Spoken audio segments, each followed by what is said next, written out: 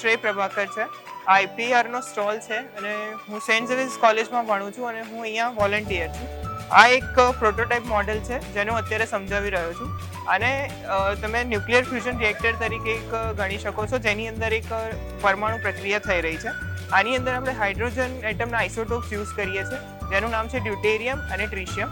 એ બંને વચ્ચે જ્યારે પ્રક્રિયા થાય છે ત્યારે એમાંથી હિલિયમ વાયુ અને ન્યુટ્રોન જનરેટ થાય છે, જેનો એનર્જી ખૂબ જ વધારે હોય છે. અહીંયા તમે જોઈ શકો છો એમ પ્રમાણે આ ગ્રે કલરના ચેમ્બરમાં પ્રક્રિયા થાય છે અને જે પર્પલ કલરની જે કલર જેમાંથી જે પ્રકાશિત કરવામાં આવ્યું છે એ પ્લાઝમા છે.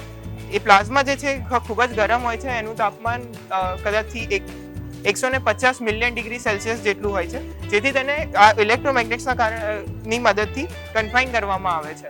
એને આ જે સરફેસ છે એનાથી ટચ કરવામાં આવવા દેતું નથી, જેનાથી આપણે એની હીટ સફિશિયન્સી આપણે વધારી શકીએ છીએ. અહીંયા જે તમે જોઈ શકો છો બ્લુ કલરનું સોકેટ જે છે એ લિથિયમ બ્લેન્કેટ છે, જેનાથી આપણે ટ્રિશિયમને ઉત્પન્ન કરીએ છીએ. હવે ટ્રિશિયમને ઉત્પન્ન કરવા પાછળનું કારણ એ છે કે ટ્રિશિયમ ખૂબ જ અલ્પ માત્રામાં આપણને મળે છે. આખી પૃથ્વીની અંદર કેવળ ને કેવળ 20 કિલો ટ્રિશિયમ જ અવેલેબલ છે, જેના કારણે આપણે એને ખૂબ જ વધારે પૈસા આપવા પડે છે એને ખરીદવા માટે. તેથી આપણે અહીંયા આની મદદથી ઉત્પન્ન કરીએ છીએ અને સેલ્ફ સફિશિયન્સી વધારીએ છીએ. હવે આ જે ડિવાઇસ છે એને અહીંયા આપણે દર્શાવવામાં આવ્યું છે, જેની અંદર તમે કઈ રીતે પ્રક્રિયા થાય છે તે તમે જાણી શકો છો અને મારી કલીગ તમને એ વિશે સમજાવશો. मेरा नाम सोनम शर्मा है और मैं यहाँ पर आईपीआर को रिप्रेजेंट कर रही हूँ और मैं सेंट जेवियर कॉलेज से हूँ. ये जो है ये एक लिथियम ब्लैंकेट है. यहाँ पे छोटे छोटे पोर्स है.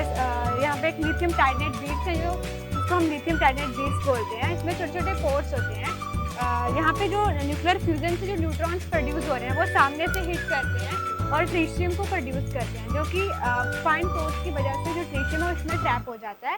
हमको ट्रिशियम को यहाँ से एक्सट्रैक्ट करना है, तो हम क्या करते हैं कि वहाँ से जो न्यूक्लियर फ्यूजन रिएक्शन हुई है वहाँ से हीलियम गैस प्रोड्यूस होती है, वो हम बैक साइड से इंसर्ट करते हैं. वो हॉट गैस ट्रिशियम को अपने साथ एक्सट्रैक्ट कर लेती है और वहाँ पर एक सेपरेशन कंपार्टमेंट है. वहाँ पर जाके वहाँ पे ट्रिशियम जो है वो सेपरेट हो जाता है और यहाँ पे नीचे स्टोर हो जाता है.